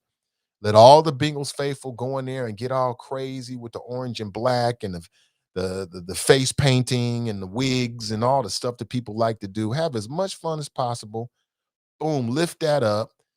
And then you know how these big television, networks do. They'll send a camera crew, pan around, get some interviews. That's what you do. That's what you do. Unless you live in Cincinnati. Unless you live in Cincinnati, man. If we want to be a big city, we got to have a big city mentality. And we don't have it. We wait more than a flag. We want more than a flag. We pay taxes too. I'm with you, Jerome. I'm with you on that, but it is what it is. Joe writes, you have to develop the mindset of ownership. You need Black engineers, Black financiers, and most importantly, powerful Black politicians. And you need time. You're right. You need all of that, intentionality and time. Hey, Celeste, what's up, Celeste? I missed you. We still got to really connect. I don't know if you gave me a call or not last week, but I'm still down for sure. She writes, this new leadership should take the city in a new direction.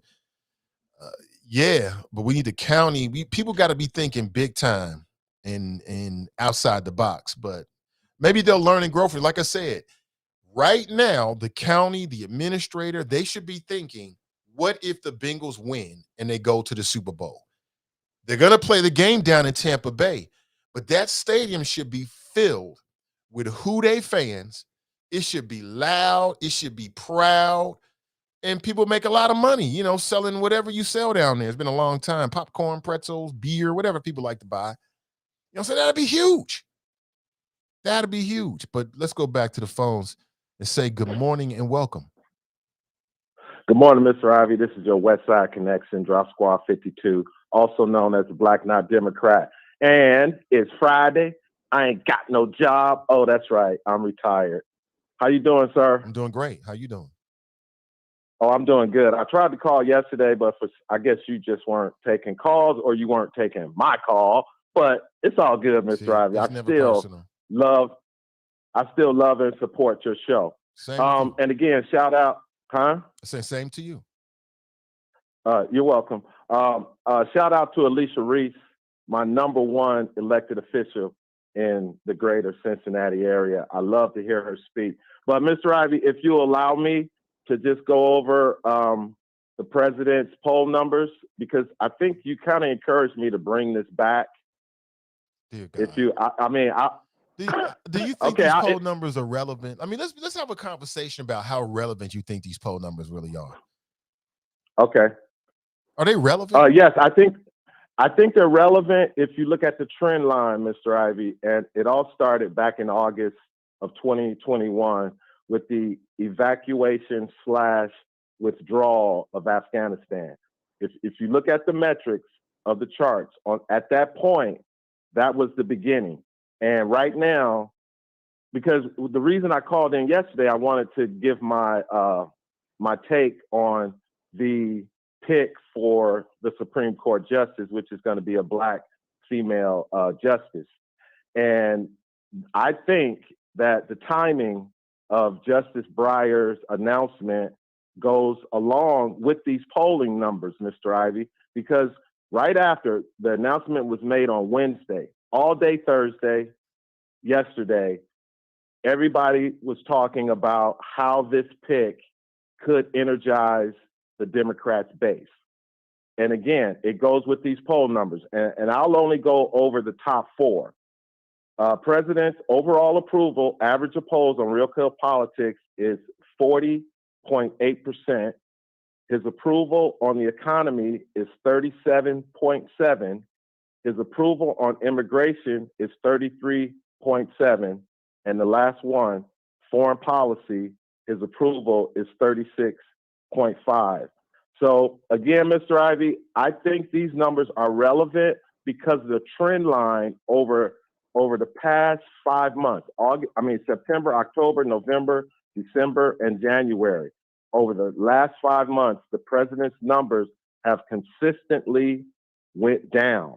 Now, he can't really go any lower than I this, think they're flawed. but I think okay, well, the poll again, numbers are flawed and over exaggerated because what they don't take into consideration is the overall mentality and the mood of the country as it relates to COVID. You know, COVID has been with us for 2 years. Everybody is feeling the effects yeah, of it through isolation, hmm through just the omnipresent fear of being infected. And I think right, that has to have an impact on the way people view politics and the way people view the world in general. And those poll hmm numbers are not taking that into consideration. right. And here's one last thing I'll say before I go. I agree with what you just said, 100%. But this is the thing, though, Mr. Ivey. Everyone knows that a poll is a snapshot of the feelings of the American people that are polled.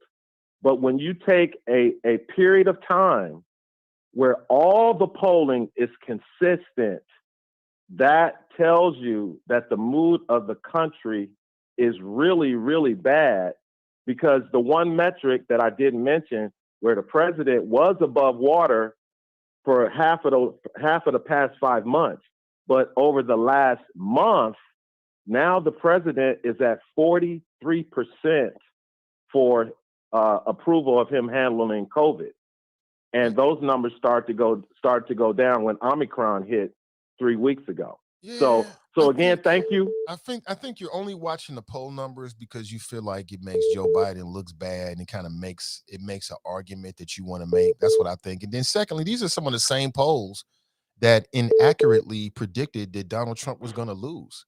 I just feel like the polling industry in general needs to catch up with the times.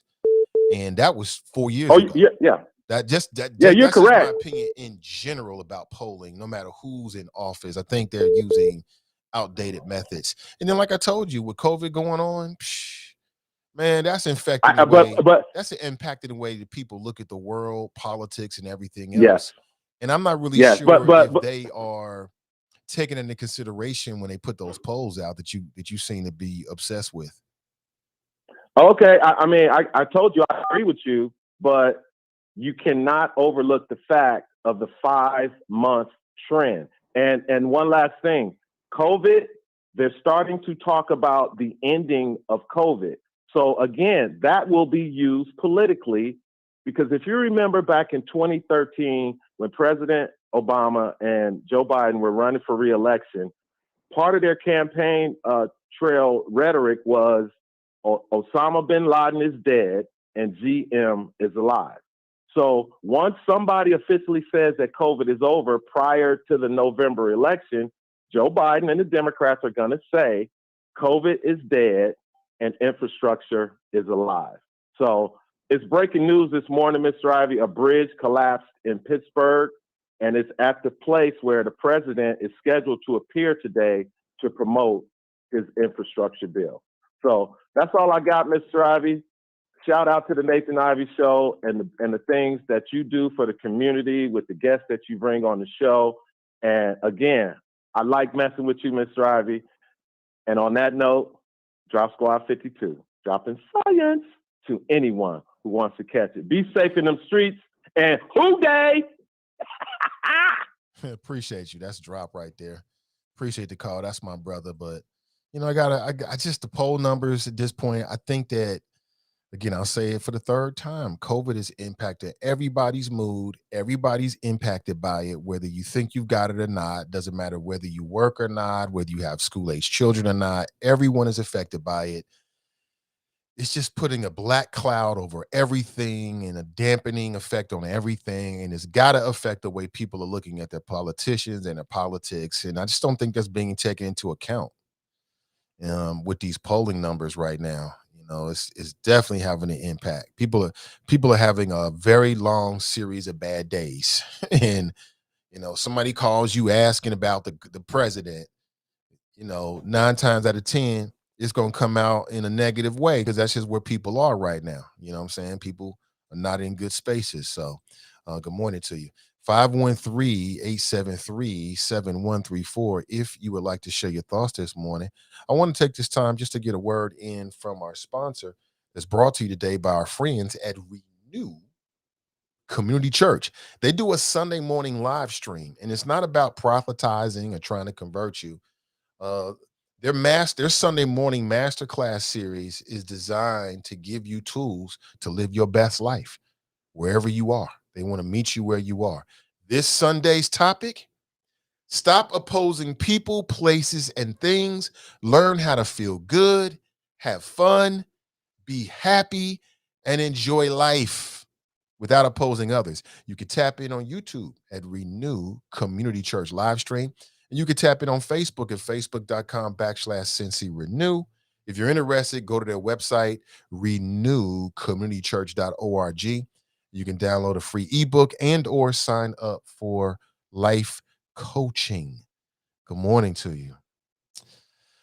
Yeah, so I know drop is really on these poll numbers. I just feel like I think that if we wanted to critique the Biden administration, there's better critiques. You know what I'm saying? That's just me. I'm not trying to say there's nothing there. I'm just saying I feel like if we're going to do this thing, there's better critiques. That's just me. He's right. I am reading that a bridge collapsed because of heavy snow. Hey, crumbling infrastructure. People have been talking about this since Obama was in office, even before that. So we'll have to see what happens. I did see that some of the Bengal greats, Barney Bussey, Mike Martin, and some other guys, they put together an updated Who Dey video. I saw the making of it. I haven't seen the video. Them brothers was stiff, boy. Woo!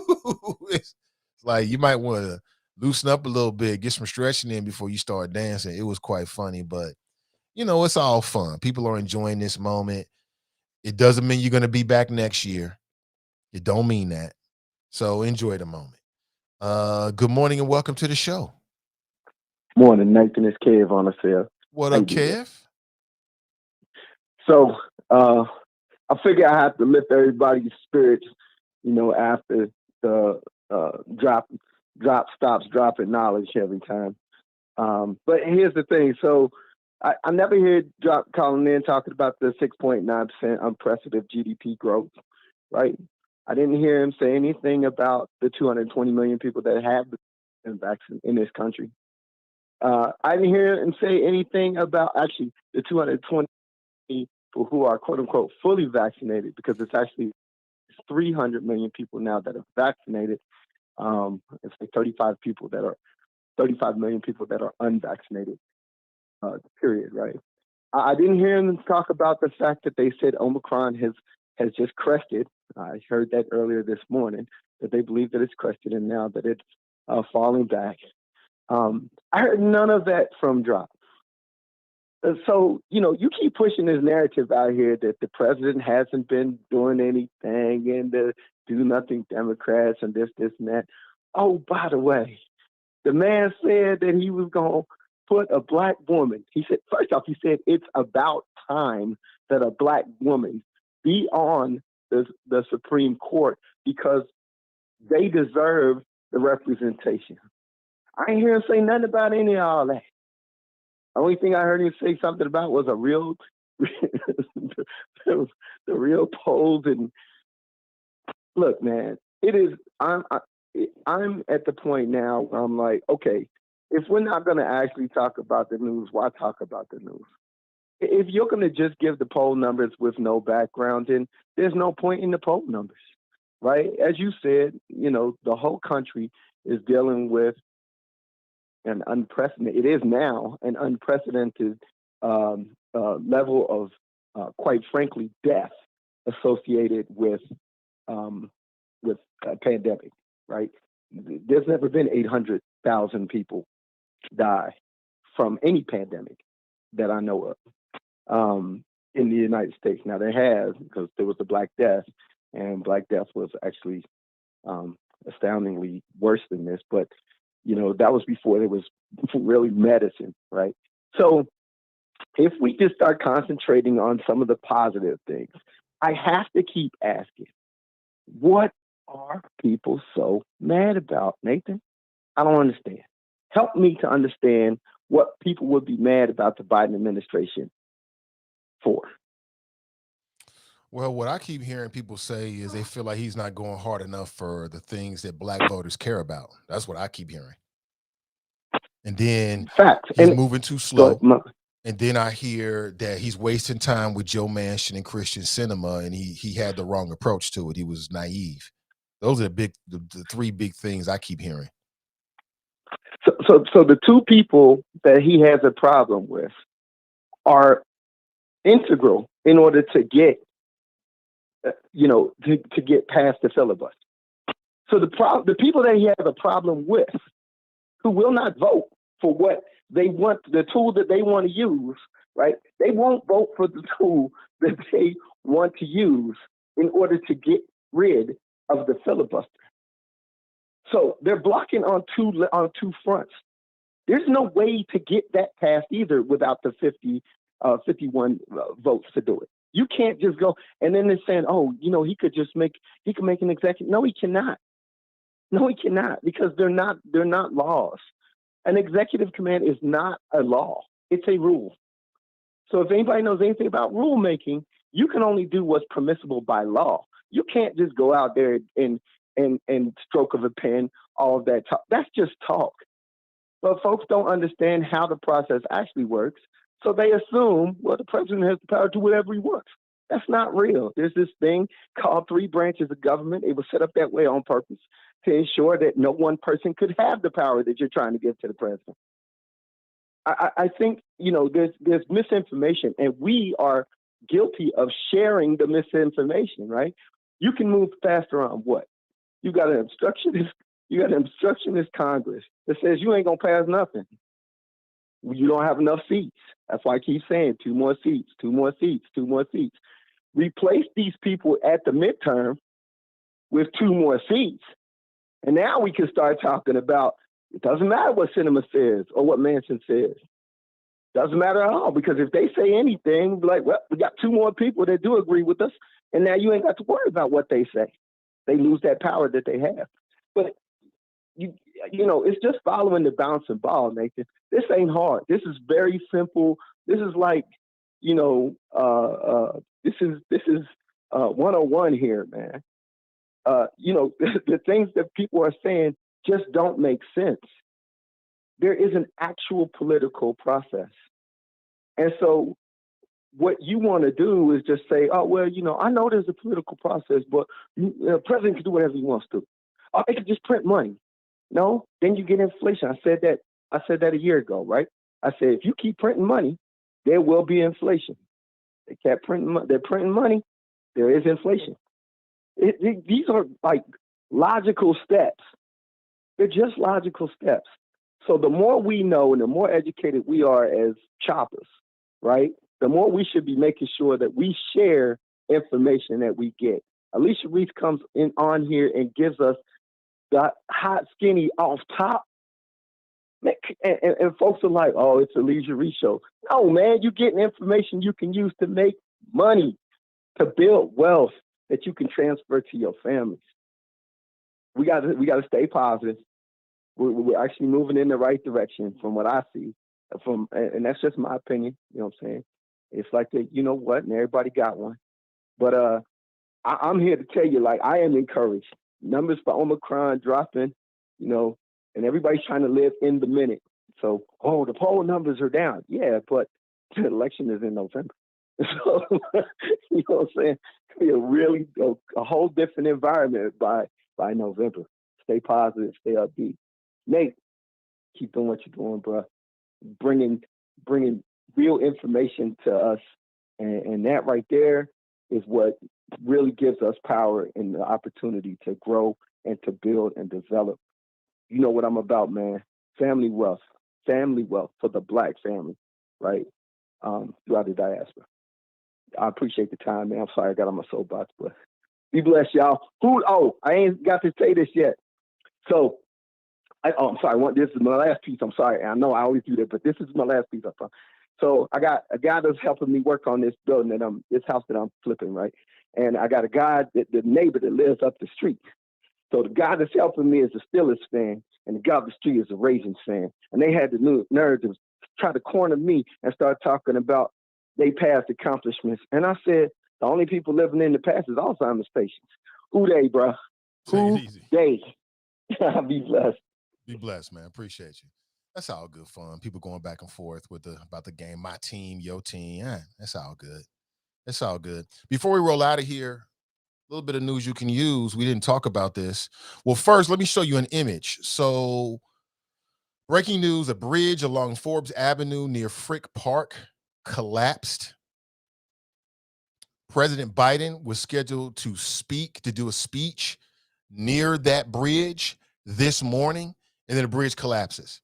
And it just underscores the point that he's making, same point Obama made, that we need money for infrastructure. And the bridge collapses.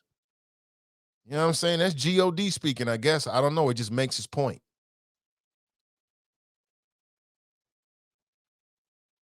And let me see if I can get the image for you. I think I've got it for you. Here's the bridge right there. Bridge collapse. Look at that. Because of snow.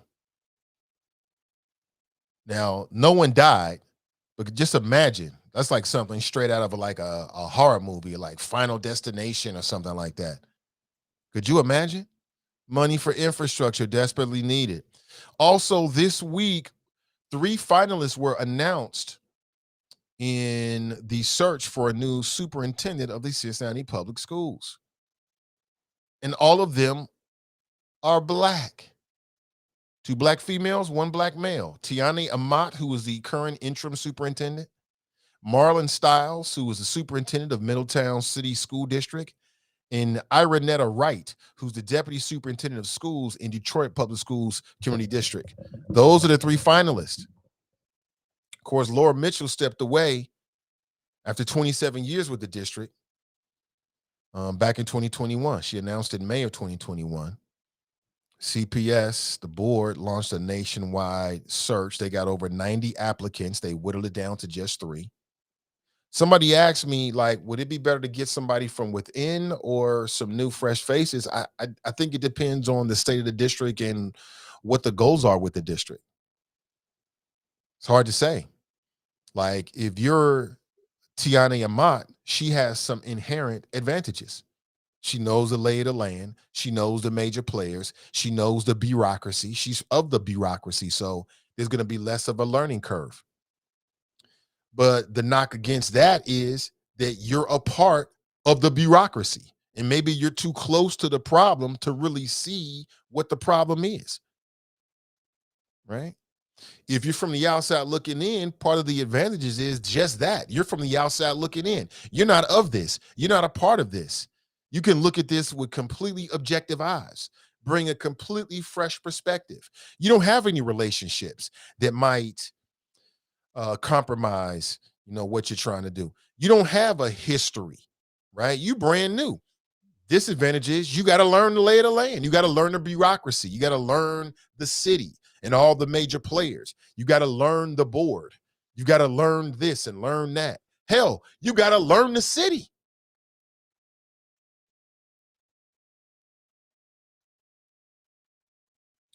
So I think it really depends on, as individual board members, what's in their head. Like, what's the state of the city and what kind of person do you think we need in order to address the issues as you see them? Let me give you a timeline. CPS is saying that the final interview for superintendent will be the week of February 7th, and then an announcement will probably be made in March of this year, and we'll find out who the new superintendent is going to be. So it's a huge job. I don't want to do that, but it's a huge job. They got a lot of stuff to deal with. And oh, by the way, I still haven't received anything about any reforms that have been put in place as it relates to the lawsuit and the settlement with the family of Gabrielle Taillé. I've yet to receive anything. I thought they was going to put some new reforms in place. And there was supposed to be like a watchdog situation for 2 years. Well, this year's almost up. Whole year is gone. So, yeah, the family got paid out, but is CPS really putting practical reforms in place that'll have an impact on my son and your grandkids and all the rest of the students? I've yet to hear anything about it. So I'm not saying it's not there. I haven't, as a parent, I've received nothing. I don't hear no board members talking about it. Nobody's talking about it whatsoever. So how much has really changed after the death of Gabriel Taye and this big time lawsuit? Got too many schools that are crumbling and failing, not living up to what people expect. Superintendent's got to deal with that. That's a huge job. Crystal writes, all those school districts are failing though, right? Are they? You did the research on it? Because I think that's fair. I think that's fair to go back to Middletown and go back to Detroit and to look at the job that they're doing. Because if they're failing, what do we want you here for? Now, if they're on the upswing, so yeah, their numbers have not reached where people expect them to be, but they're on the upswing. Okay, that's a little different. I can give you some latitude on that, but big time decision. Big time decision. Jack writes, no good ideas coming out of CPS. I don't want to go that far, Jack. I don't want to go that far, man, because, there's a lot of good people that care. I cannot say that people don't care. I'm just saying that as a parent, this is what I'm hearing and what I'm seeing and what I'm not seeing and what I'm not hearing. And I haven't received any correspondence whatsoever, nothing to suggest, well, hey, parents, per the lawsuit or per that tragic situation, here's what's going to be different now.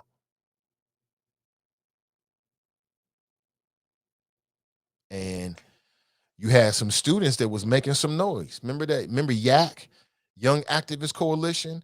They had these issues about discipline. There was a study that was done in concert with the ACLU, and some other folks did another study. And what they found is that Black kids were being overly disciplined by CPS. What's the plan? What's the plan? You know what I'm saying? What's the plan on that? I haven't heard it. I can't say it's not there. Maybe just haven't reached my radar screen, but I haven't heard it.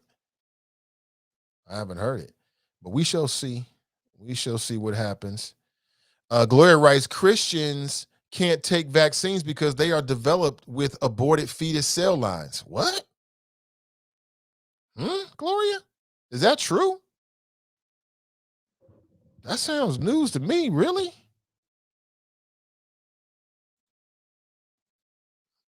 Send me a link on that one, Gloria. That's news.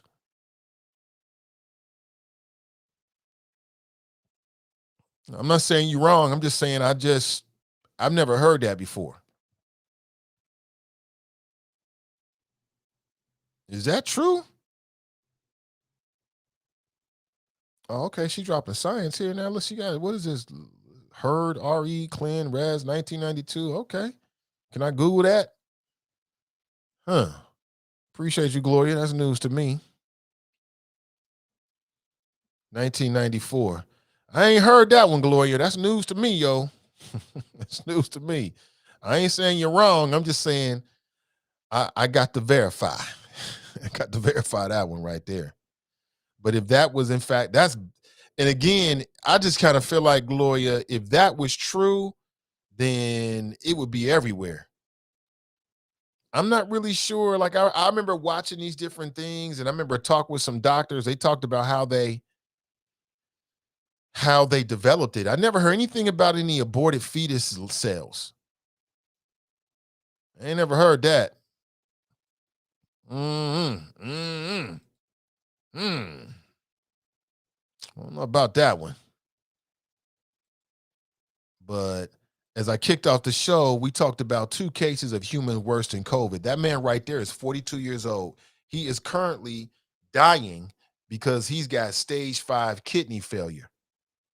And he is eligible to get a transplanted kidney, but he has to take the COVID vaccine first. The doctors won't give him a kidney unless he takes it because, as I learned this morning, whenever you go through a transplant, your immune system shuts down for a bit. And they're afraid that his immune system will shut down and he'll catch COVID and it'll just be a waste of time. They could give it to somebody else.